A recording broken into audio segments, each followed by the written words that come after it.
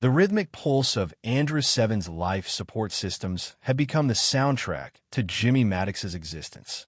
9 months into his 18-month contract, the gentle hum that once reassured him now felt like white noise droning against his sanity. Through his cabin's reinforced viewport, a small, circular window that peered into the void, stars remained fixed points of light, unchanging in their cold brilliance. Tonight, like most nights, Jimmy sat alone in his quarters, nursing a synthetic tea that approximated chamomile but tasted faintly of antiseptic. His reflection stared back at him from the viewport glass. Pale face, unkempt brown hair, eyes hollowed by isolation. At 32, he looked older than he should, the station's recycled air and artificial light having leached something vital from him. After finishing another uneventful shift maintaining the station's neural networks, he'd retreated to his quarters, a space barely large enough for a bed, desk, and storage compartments. The walls displayed projected images of Earth's landscapes, mountains, forests, oceans, but they only emphasized what was absent.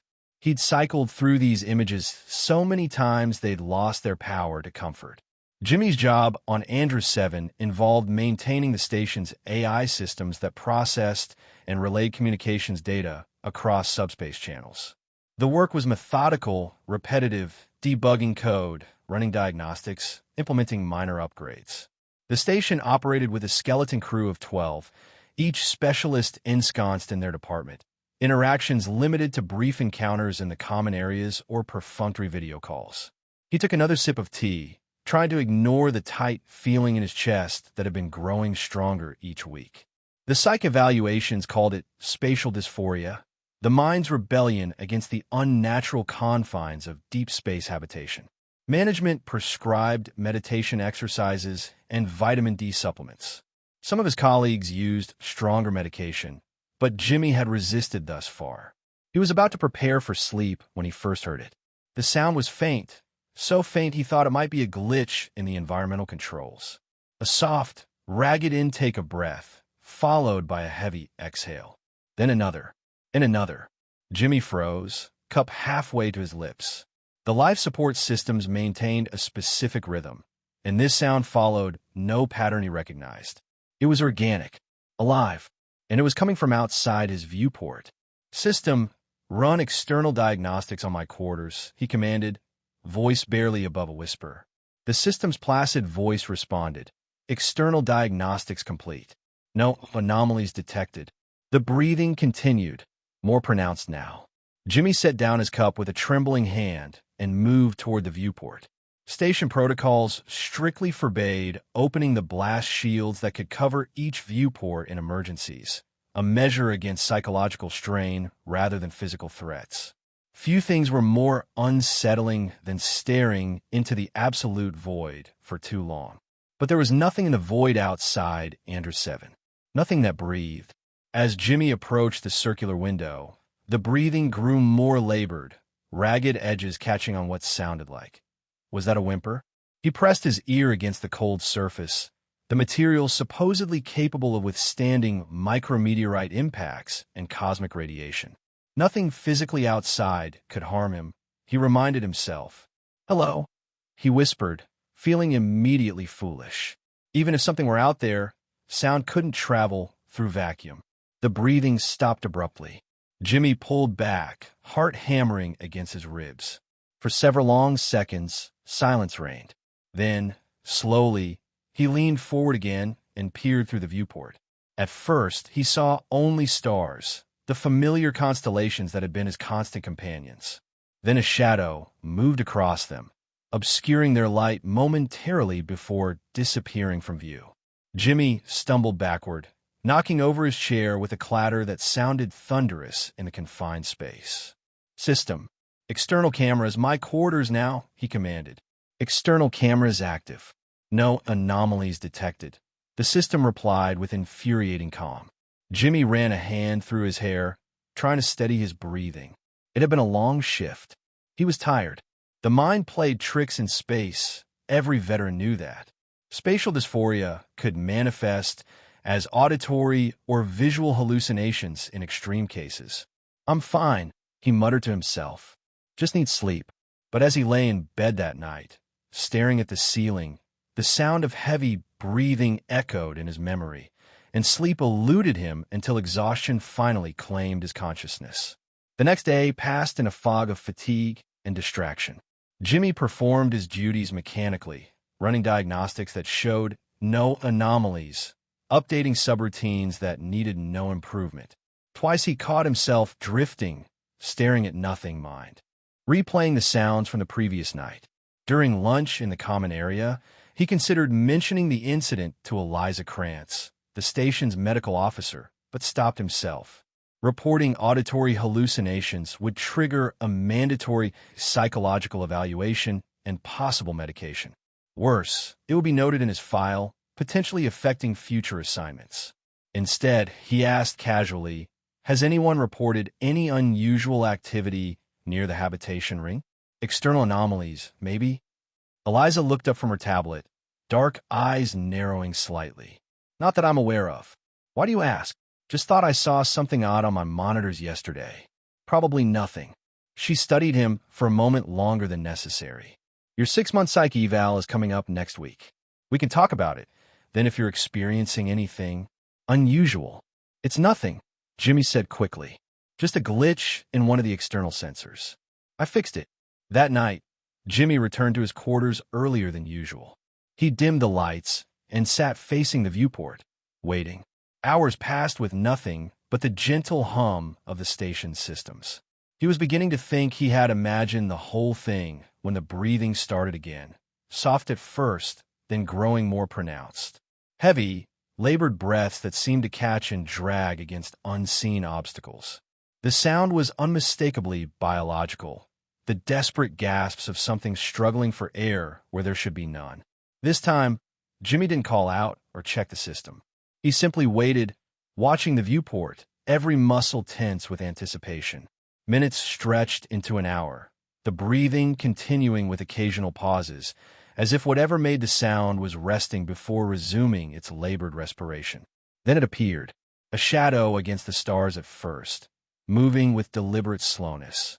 Then a form, vaguely humanoid, but wrong in ways that made Jimmy's skin prickle.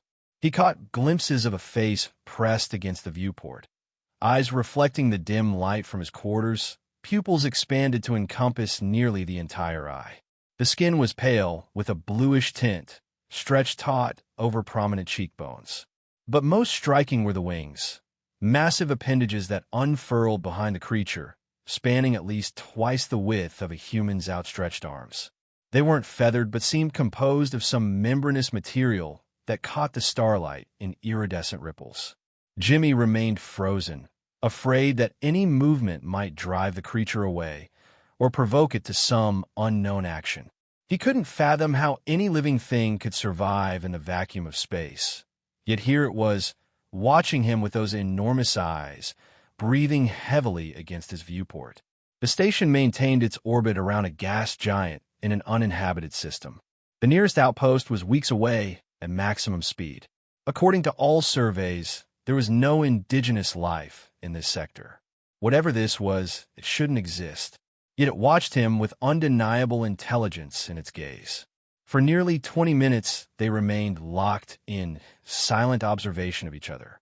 Then, without warning, the creature pushed away from the viewport, wings extending fully, and disappeared into the darkness. Jimmy sat motionless for another hour, processing what he'd seen, before finally moving to his console. His fingers hovered over the communications panel. He should report this. Unknown life forms in proximity to the station constituted a major security concern. Protocol demanded immediate notification of station management and quarantine procedures. Instead, he opened the station's database and began searching for any references to winged humanoid species capable of surviving in vacuum. Nothing in the official records matched his encounter. He expanded his search to include unverified accounts and fringe xenobiological theories, but found only vague mentions of spacefaring organics dismissed as impossible by mainstream science. He created a private file, encrypting it with a personal key, and began documenting what he'd seen. The act of writing helped organize his thoughts, transforming the terrifying unknown into quantifiable observations. Estimated wingspan, 4 to 5 meters. Height, approximately 2 meters. Coloration, pale blue-white. Respiration, evident but method unknown. As the station's artificial night cycle progressed, Jimmy finally succumbed to exhaustion, falling asleep at his desk, the empty viewport his last conscious sight. The third night, Jimmy was ready. He'd adjusted his quarter's external sensors to record at maximum sensitivity and position himself where he could observe the viewport without being immediately visible from outside. The creature had shown a pattern, 3 consecutive nights at roughly the same time. If it returned, he would capture evidence. At 0247 station time, the breathing began again. Jimmy remained still, controlling his own breathing to remain as quiet as possible. The sensors should be recording everything, but he wanted to observe with his own eyes. The creature appeared more quickly this time, its large eyes scanning the interior of his quarters before fixing on his partially hidden form. It made no attempt to conceal itself, pressing against the viewport with both hands now, hands that were almost human except for the elongated fingers ending in tapered points. Jimmy slowly stood and approached the viewport. The creature didn't retreat but tracked his movement, head tilting slightly in what seemed like curiosity. Up close, Jimmy could see more details. The creature's face had a feminine quality to it, with high cheekbones and a delicate jaw. What he had taken for pale skin was actually a fine layer of tiny scales that caught the light like opals. "Who are you?" Jimmy whispered, knowing the words couldn't travel through the vacuum, but unable to stop himself. The creature's eyes widened slightly. It pressed closer to the viewport, breath fogging the surface in impossible ways. There should be no condensation in space. One elongated hand raised, finger extending toward the glass in a gesture that seemed almost like greeting.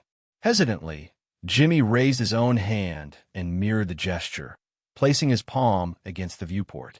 The creature did the same, its larger hand aligning with his, separated by 15 centimeters of reinforced transparent aluminum.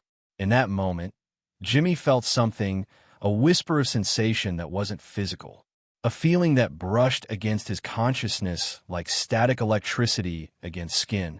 It carried no words but conveyed emotions, curiosity, loneliness, and something like recognition. The connection broke when the station's night cycle lighting shifted to morning mode, flooding his quarters with simulated dawn. The creature recoiled from the sudden brightness, wings unfurling as it pushed away from the viewport. Jimmy had a brief, spectacular view of it silhouetted against the stars. Humanoid torso transitioning to the massive wings that propelled it through the vacuum, before it vanished. Jimmy spent the rest of the day in a haze of anticipation and confusion. He checked the sensor recordings, but found only static. Something had interfered with the equipment. His personal log remained the only evidence of the encounters, and he knew how it would sound to others, a lonely technician hallucinating companionship in the depths of space. Classic symptoms of isolation psychosis. But he knew what he'd seen was real. The connection he'd felt when they touched through the viewport, that couldn't be manufactured by a stressed mind. That night, instead of waiting in darkness, Jimmy left his quarters illuminated with a soft amber light that wouldn't startle the creature. He placed his palm against the viewport and waited. The heavy breathing came earlier, more urgent. The creature appeared with less caution, pressing immediately against the glass, eyes finding Jimmy's with unmistakable recognition. This time, when their hands aligned, the sensation was stronger, emotions flowing more clearly. Fear, not of him but for him. Urgency, a warning. Jimmy pulled back, startled by the intensity. "What is it? What are you trying to tell me?" The creature's expression shifted, frustration evident in the furrow of its brow. It gestured repeatedly toward the right side of the station, wings flexing with agitation. Jimmy activated his console, pulling up the station schematics. "You're trying to warn me about something on the station?"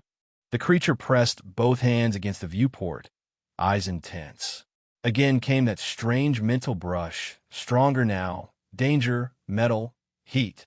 Jimmy expanded the schematic, highlighting different sections. Here is the danger here. He pointed to the reactor core. The creature shook its head, a surprisingly human gesture. Communications array? Life support. With each suggestion, the creature's frustration seemed to grow. Then it stopped, head tilting as if listening to something Jimmy couldn't hear. Its expression changed to one of alarm. Before Jimmy could react, the creature pushed away from the viewport and vanished into the darkness. Seconds later, the station's alarm system blared to life. Warning, microfracture detected in external cooling system. Section 12G. Emergency protocols initiated. Section 12G, the exact area the creature had been trying to indicate. Jimmy pulled up the system diagnostics, heart racing. The external cooling system regulated temperature for the station's quantum processors, the very equipment he maintained. A critical failure would cause cascade overloads throughout the station's neural networks. He grabbed his toolkit and raced toward the affected section, passing confused crew members emerging from their quarters. At the Environmental Control Center, he found Chief Engineer Haruko already working frantically at the controls. "What happened?" Jimmy asked, sliding into the adjacent console. "Micrometeorite strike," Haruko replied without looking up. "Pierced the external coolant sheath. We're losing pressure on the entire loop. If we don't seal it in 8 minutes, the processors will fry." Jimmy started running calculations. The autonomous repair drones? Already deployed, but they're reporting visibility issues. Some kind of particulate matter in the area is interfering with their sensors.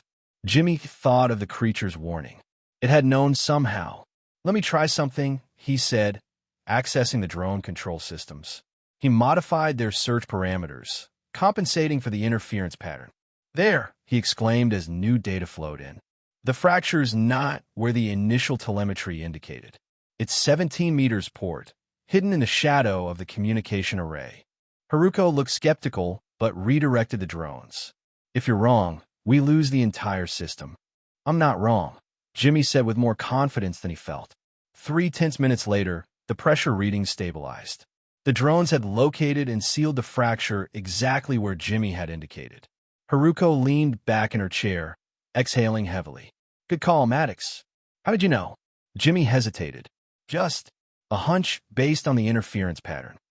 Later, back in his quarters, Jimmy sat at his viewport, waiting. Hours passed with no sign of the creature. He feared it might not return after the emergency. But just as he was about to give up, the familiar heavy breathing announced its presence. It appeared cautiously, wings partially extended, as if ready for quick retreat. But when it saw Jimmy, something like relief passed over its features. It pressed against the viewport, and this time when their hands aligned, the mental connection formed instantly. Gratitude. Concern. Question. "You saved us," Jimmy said quietly. "You knew about the fracture before our systems detected it." "How?" Images flashed in his mind. The creature flying around the station, sensing irregularities in the energy field that surrounded the habitat. It perceived the world differently, reading patterns of heat, radiation, and electromagnetic fluctuations like a language. "You've been watching us," Jimmy realized. "For how long?" More images. The creature observing the station from afar, then gradually approaching, curious about the strange habitat and its inhabitants. It had been alone, drifting through the void for what seemed like an immeasurable time. Then came impressions of Jimmy himself, seen through the creature's perception, a solitary figure silhouetted against the light of his quarters, movements speaking of the same isolation the creature felt. "You're alone too," Jimmy whispered. Affirmation. Loneliness so profound it made his chest ache with shared pain. "Do you have a name?" he asked, tapping his chest. "I'm Jimmy." The creature mimicked his gesture, pressing a hand to its chest. No sound came through the vacuum, but in Jimmy's mind, he heard a whisper that approximated something like Avery.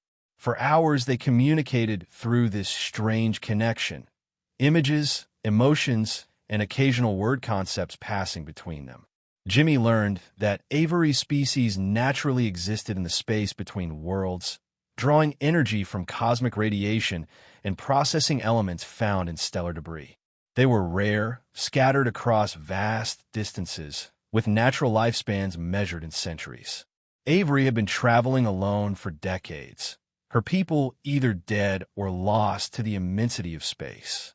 When the station's morning cycle began, Avery didn't flee immediately. She lingered, reluctant to break their connection. It was Jimmy who finally pulled his hand away, body demanding rest after the emergency and the mental exertion of their communion. "Will you come back tonight?" he asked, knowing she couldn't hear the words, but hoping she understood his intent. Avery's expression softened. She tapped the viewport 3 times before finally pushing away, wings carrying her into the darkness. Over the next weeks, a routine developed. Each night, Avery would appear at his viewport, and they would share their strange communion. Jimmy began teaching her English through shared mental images, while she taught him to perceive the universe through her senses, the flowing currents of radiation that streamed from stars, the subtle gravitational eddies that swirled around planetary bodies, the whisper-thin layers of particles that humans never noticed, but which formed vital navigation markers for her kind. Jimmy found himself living for these nightly encounters, his days merely time to be endured until he could see Avery again. For the first time since arriving on Andros 7, the crushing weight of isolation lifted from his shoulders. He should have known it couldn't last. The station's 6-month psychological evaluations coincided with a scheduled system upgrade that required Jimmy to work double shifts. Exhausted and distracted, he missed the subtle signs that he was being monitored more closely than usual. Dr. Eliza Krantz studied him from across her desk, expression neutral but eyes sharp with assessment. "Your cortisol levels are elevated, and you're showing unusual brain activity during sleep cycles." Jimmy shrugged. "The upgrade's been stressful. You know how management gets when deadlines approach." She made a note on her tablet. "You've also been using significantly more power in your quarters during night cycles." "Care to explain?" A cold feeling spread through Jimmy's stomach. "I've been working on some personal projects. Research that requires you to keep your viewport unshielded at all times. Most people prefer darkness for sleep. I find the stars comforting," he said carefully. Eliza leaned forward. "Jimmy, several crew members have reported you talking to yourself in your quarters. The system logs show you accessing information about xenobiology and non-humanoid intelligences. If you're experiencing unusual phenomena, it's my job to help you address them before they impact your performance or well-being." "I appreciate the concern," Jimmy said, standing. "But I'm fine, just adapting to station life in my own way." Eliza's expression hardened slightly. "I hope that's true. For now, I'm signing off on your evaluation, but I'm scheduling a follow-up in 2 weeks. And, Jimmy," she paused, ensuring she had his full attention. "Station regulations require all unusual encounters or observations to be reported immediately. That includes suspected hallucinations." That night, Jimmy paced his quarters anxiously. The conversation with Eliza had left him shaken. He'd been careless, allowing his fascination with Avery to become obvious to others. If management suspected an unknown entity was making contact with the station, protocols would demand immediate investigation and likely countermeasures. When Avery appeared, she sensed his distress immediately. Their connection had grown stronger with practice, allowing more complex communications. Danger, the concept floated into his mind, accompanied by images of the station's interior. "They're becoming suspicious," Jimmy explained, showing her mental images of his meeting with Eliza. "If they discover you, they'll see you as a threat. They might try to capture you, or worse." Fear rippled through their connection, but not for herself. Avery was concerned for him. "I'll be fine," he assured her, though uncertainty colored his thoughts. "But we need to be more careful. Maybe we should meet less frequently, just until the scrutiny dies down." Avery's response was immediate and firm. Rejection of the idea, accompanied by emotions so complex and intense that Jimmy struggled to process them all. Attachment, protection, something deeper that made his heart race. "I don't want to stop either," he admitted. but I don't know how to keep this secret much longer." Their communion that night lasted until exhaustion forced Jimmy to sleep, his hands still pressed against the viewport, Avery maintaining her vigil outside. The next day, Jimmy found himself called to an unscheduled meeting with station director Vaughn. The director was a bureaucrat first and scientist second, his primary concern always the smooth operation of Andrus 7 and favorable reports to corporate headquarters. "Maddox," Vaughn said without preamble, "Dr. Krantz has expressed some concerns about your recent behavior." Jimmy kept his expression neutral. "I've been working hard on the upgrade. Perhaps too hard. Perhaps." Vaughn studied him. "There's also the matter of your unusual power consumption and viewport usage. As I explained to Dr. Krantz." Yes, your love of stargazing," Vaughn interrupted.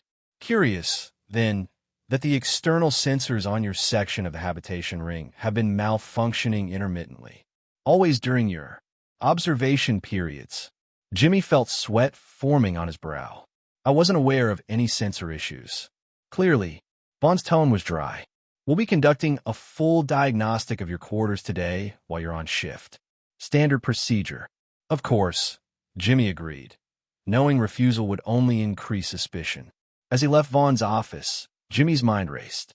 They would find nothing in his quarters. He'd been careful to keep no physical evidence of Avery's existence. But if they recalibrated the external sensors, they might detect her presence the next time she visited. He needed to warn her, but how? Their communication only worked when she was at his viewport.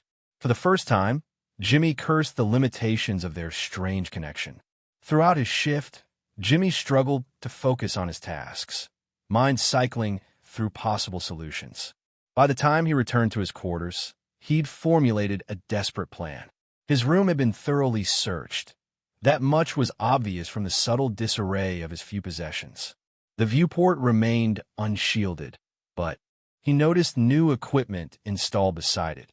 Enhanced sensors likely tied directly to security instead of the standard environmental systems. Jimmy worked quickly. Using his technical expertise, he created a subroutine that would cause a cascading diagnostic failure in the station's secondary communications array. Nothing dangerous, but complex enough to require all available technical personnel to address. He set it to activate at 0300 during the deepest part of the night cycle when minimal crew would be on duty. Then he waited, tension coiling in his muscles as the hours passed. Avery appeared precisely at her usual time, pressing eagerly against the viewport. Her expression changed immediately when she sensed Jimmy's anxiety. "Danger," she projected, not a question this time, but a statement. "Yes," Jimmy confirmed, showing her images of the new sensors and his suspicions about increased monitoring. "They're going to discover you soon. We don't have much time." Determination flowed from Avery, accompanied by images that startled Jimmy, the two of them together, traveling through space, away from the station. "You want me to leave with you?" he asked, stunned by the implication. "How? I can't survive in vacuum like you can." More images, a small craft detaching from the station, following Avery through space to somewhere else. A place with breathable atmosphere, strange landscapes, safety. "You know of a planet nearby? One I could survive on?" Confirmation, tinged with urgency. Jimmy's mind reeled with the possibility. Leave the station? Abandon his contract, his career, everything familiar? For what? An uncertain future with an alien being he barely understood. Yet when he examined his feelings honestly, the choice seemed obvious. What waited for him if he stayed? More isolation, more meaningless tasks, eventual transfer to another corporate outpost equally devoid of genuine connection. With Avery, at least there was something real, something meaningful. "We'll need a plan," he said finally, "and not much time to execute it." At exactly 0300, his subroutine activated. Alarms blared throughout the station as the communications array began its simulated failure. Jimmy watched on his monitor as off-duty technicians were summoned to address the crisis, security personnel redirected to assist with the suddenly critical system. It was now or never. Jimmy quickly gathered essential supplies, emergency rations, medical kit, portable atmosphere generator, stuffing them into a standard evacuation pack. He downloaded critical navigation data to a portable device, then erased all traces of his activities from the station systems. Avery watched from outside, wings occasionally flexing with impatience. "I need to reach the maintenance dock," Jimmy projected to her, showing images of the small utility craft used for external repairs. "But security will be monitoring all authorized departures." Avery's response came as a series of images, herself creating a distraction on the opposite side of the station, drawing attention and sensors away from Jimmy's planned route. The plan was dangerous, improvised, and filled with potential failure points. But it was all they had. "Be careful," Jimmy told her, pressing his hand against the viewport one last time before heading toward the maintenance dock. The corridors were largely deserted, most personnel dealing with the communications crisis. Jimmy moved quickly but casually, dressed in a standard technician's jumpsuit with his pack, suggesting routine maintenance work. When he reached the dock control room, he found it unmanned, as expected. All hands were needed for the larger emergency. He quickly initiated the launch sequence for a small utility craft, overriding the standard authorization protocols with his emergency technical credentials. The system flagged the unusual request, but with the communications array in disarray, the alert wouldn't reach security immediately. As the craft systems came online, Jimmy monitored the station's external sensors. On the opposite side of Andros 7, something was causing significant disruption. Energy readings spiking, sensors failing in sequence. Avery was creating her diversion. Jimmy climbed into the utility craft and sealed the hatch, heart pounding as the automated systems prepared for deployment. The maintenance bay doors began their slow opening sequence, revealing the star-filled void beyond. His console flashed with an incoming communication. Director Vaughn's face appeared, expression twisted with anger and disbelief. "Maddox, what the hell do you think you're doing? Return to the station immediately." "I'm sorry, Director," Jimmy replied calmly. "I'm afraid I can't do that. This is desertion. You'll never work in corporate space again. Whatever you think you're doing, whatever you think you found out there, it's not worth throwing your life away." Jimmy smiled, feeling an unexpected peace despite the chaos. "That's where you're wrong. For the first time in years, I've found something that is worth it." He terminated the connection and launched the craft, accelerating away from the station as alarms blared behind him. Security would attempt pursuit, but the utility vessels were faster and more maneuverable than the station's limited security craft. If he could reach Avery quickly enough, they had a chance. The vastness of space enveloped him as he cleared the station's immediate vicinity. For a terrifying moment, he saw nothing but empty darkness. Had Avery abandoned him? Had she been captured or injured during her diversion? Then she appeared, a graceful form silhouetted against the gas giant that loomed in the distance. Her wings extended fully, catching radiation currents invisible to human eyes but vital to her propulsion. She circled his craft once, an aerial dance of joy and relief, before positioning herself ahead of him. In his mind, he felt her presence stronger than ever, no longer limited by the viewport barrier. "Follow," she projected, along with impressions of direction and distance. Jimmy adjusted his course to match hers, the small craft humming with exertion as they accelerated away from Andros 7. Behind them, he detected security vessels launching in pursuit, but they were already falling behind, unable to match Avery's intuitive navigation through the invisible currents of space. For hours they traveled, Avery occasionally circling back to ensure Jimmy followed correctly. The gas giant receded behind them, and the system's sun diminished to merely the brightest star among many. Jimmy checked his supplies and craft integrity. He had life support for approximately 2 weeks, though the craft's fuel would deplete much sooner. Just as the pursuit from Andros 7 finally faded from his sensors, Avery's course changed, angling toward what appeared to be empty space. Jimmy followed trustingly, though his instruments detected nothing of significance in their path.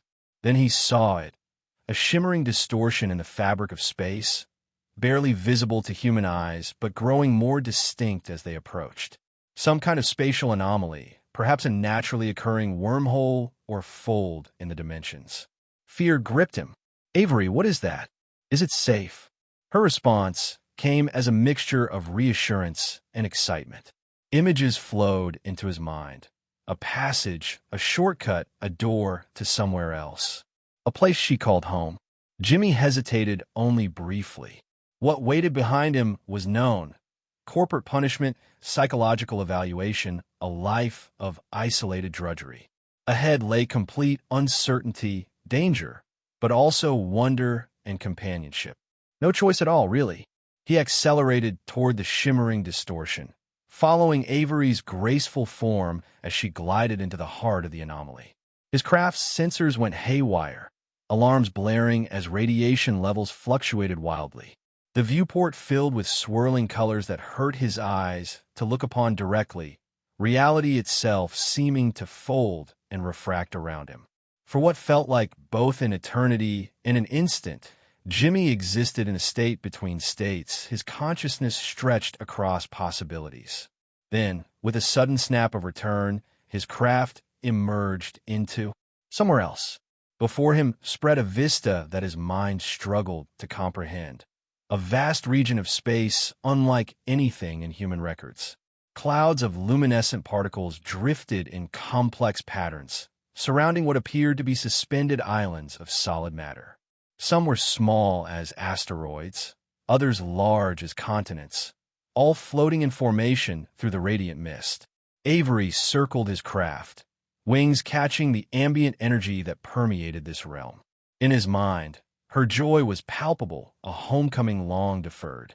She guided him toward one of the larger floating islands, its surface covered with structures that appeared partly grown, partly built, organic architecture that followed patterns both alien and somehow familiar.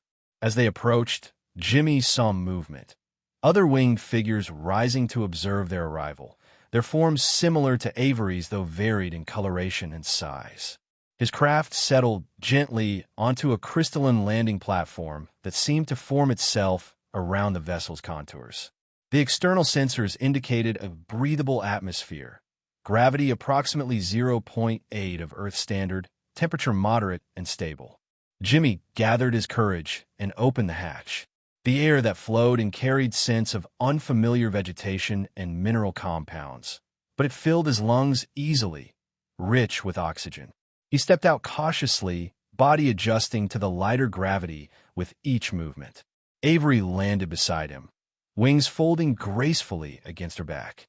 Up close, without the viewport between them, she was even more striking, her opalescent scales catching and refracting the ambient light, her eyes depths of intelligence and emotion. Around them, other winged beings maintained a respectful distance, curious but not threatening. Through his connection with Avery, Jimmy sensed their surprise, confusion, and guarded welcome. Home, Avery projected, the concept encompassing not just the physical location, but a state of belonging. Safe. Jimmy looked back at his craft, the last remnant of his former life, then to the incomprehensible beauty of this hidden realm, and finally to Avery, whose presence beside him felt more right than anything he'd known before. Home, he agreed, reaching out hesitantly. Avery's hand met his, no barrier between them now. The connection that flowed between them had changed, deepened into something Jimmy had no words for. Not just communication, but communion, a sharing of self that transcended the limitations of their different forms. In that touch was promise, of discovery, of challenges, of a life unimaginable just days before. Jimmy had fled the sterile confines of Andrus 7 with no certainty of survival, let alone happiness. Yet standing here, beneath an alien sky with Avery's hand in his, he felt something long forgotten. Hope. The heavy breathing that had first drawn his attention, that had seemed so ominous in the darkness of space, he now understood. It was the sound of a being who couldn't thrive in the void she traversed, who pushed herself to the limits of endurance to reach across the chasm of loneliness, to find someone who also knew what it meant to exist in isolation. No longer would Avery need to perch outside a viewport, breathing heavily in an environment hostile to her nature. No longer would Jimmy stare at cold stars, feeling disconnected from all that gave life meaning. They had found each other across impossible distances, formed a bridge between fundamentally different modes of existence, and in doing so, created a possibility neither had dared imagine, a shared future, breathing freely together in a place they both could call home. As the luminescent clouds drifted overhead and curious winged figures slowly approached to meet the strange visitor Avery had brought among them, Jimmy Maddox smiled. For the first time since he could remember, he took a deep, easy breath and felt truly alive.